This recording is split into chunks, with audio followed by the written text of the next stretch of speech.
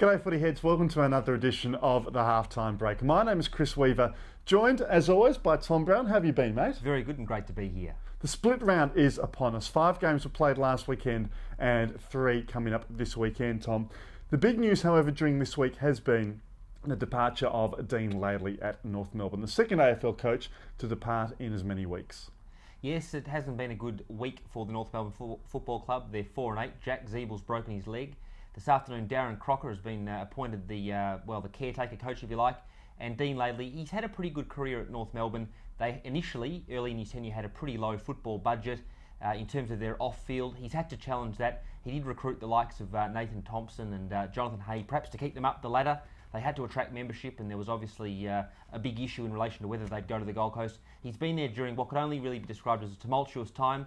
Of course, Dean Laidley recruited from East Perth in his playing days back in 1987, so he's had a long time in football already, and perhaps he could go back to the West, Chris. Yeah, an original West Coast Eagle he was for 6 years there.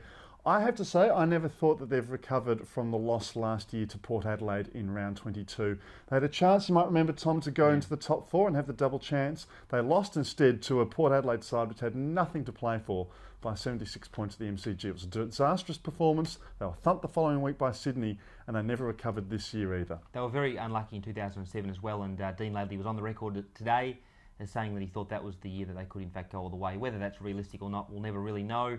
But he thought it was. I accept that. And look, he's had a bit of bad luck along the way as well.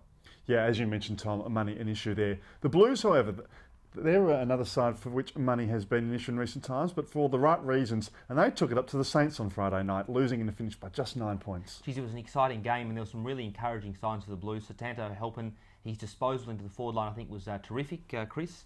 And they moved the ball really, really well. And it will, just like when St Kilda caught a lucky break in relation to the injury of Bradshaw a couple of weeks ago, they caught it on Friday night with poor old Chris Judd. He looked like Hannibal Lecter, didn't he? Yeah, the Elephant Man returned on Friday night, unfortunately, and it was Chris Judd who was the victim after he slammed his head into the back of teammate Mark Austin's. And finally this week, the Bulldogs. They belted the power in what Rodney Eade called a complete performance. 93-point winners at the TIO Stadium on Saturday night. Look, a few people have said the Bulldogs haven't won against top 8 sides. I think they've beaten one of the top 8 sides so far this year. But all you can do is win, and they did a terrific job up there in Darwin, proving, of course, they can travel really well on Saturday night. And look, there's lots to look forward to for Bulldogs fans for the remainder of the season, and I think they'll be thereabouts in September, Chris. Well, I guess the issue with them now is how they travel throughout the second half of the season. After they won that game 2 years ago, they only won 2 games in the second half of the season. Just 3 games in the second half of last season, that was 2008. So if they can try and keep the form going this year, they can keep their premiership hopes alive. Moving on to this week's categories, and firstly, Rising Fast. Tom, what's grabbed your attention? Well, I think my Rising Fast for this week is Lee Montagne's Brownlow hopes. He had 36 possessions against Carlton on Friday night at the Etihad Stadium. He's ranked number 1 in the league for kicks and I think number 5 for tackles. He's playing really good football and he's very consistent as well. And I love watching him play. He's got great disposal and he's like a real asset to the competition. I love watching him play, Chris. Yeah, he's done a magnificent job, Lee Montagna, this season for the Saints. For mine, it's Jade Rawlings. He's really taken the axe to the Richmond side and shown that he's going to be a very uncompromising coach and will make full use of his opportunity as senior coach for the second half of this season. What about the sinking ship? Unfortunately, it's Anthony Rocker. He only had 10 disposals against Werribee, I should say, on the weekend. 1 goal, 2. It's not a good enough return, especially if you compare that to Brad Fisher, who was playing for the Northern Bull Ants and in fact kicked 6 goals in a pretty low-scoring game for the Bull Ants against the Casey Scorpions.